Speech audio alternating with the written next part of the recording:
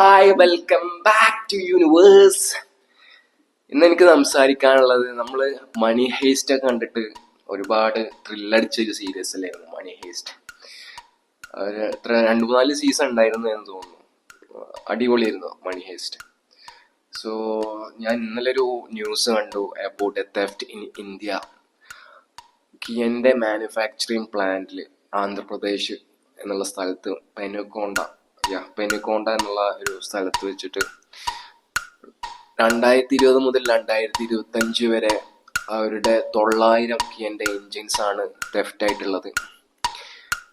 So case ഫയലായിട്ടുണ്ട്, പക്ഷെ ഇതുവരെ ആളെ കിട്ടിയിട്ടൊന്നുമില്ല. എങ്ങനെയാണ് നഷ്ടപ്പെട്ടതെന്നോ ഒരു ഐഡിയ ഇല്ല. 100% ഉറപ്പാണ് ഇത് കമ്പനിയിലുള്ള ഒരു ഇൻസൈഡർ തെഫ്റ്റ് ആണ് എന്നുള്ളത് 100% ഉറപ്പാണ്. അല്ലാണ്ട് പുറത്തുനിന്ന് ഒരാൾ വന്നിട്ട് എൻജിൻ തൂക്കി കൊണ്ടുപോകുന്ന അവസ്ഥ ഉണ്ടാകാൻ ചാൻസ് വളരെ കുറവാണ്. എന്തായാലും ഇത് ഇൻട്രസ്റ്റിംഗ് പരിപാടിയായിരുന്നു. 900 എൻജിൻസ് ഒക്കെ നഷ്ടപ്പെട്ടത് 5 കൊല്ലത്തിന് ശേഷം ആണ് അറിയുന്നത്. 2020 മുതൽ 2025 വരെയുള്ള കണക്കാണ് ഇപ്പൊ ഞാൻ പറയുന്നത്. Yes, thank you guys.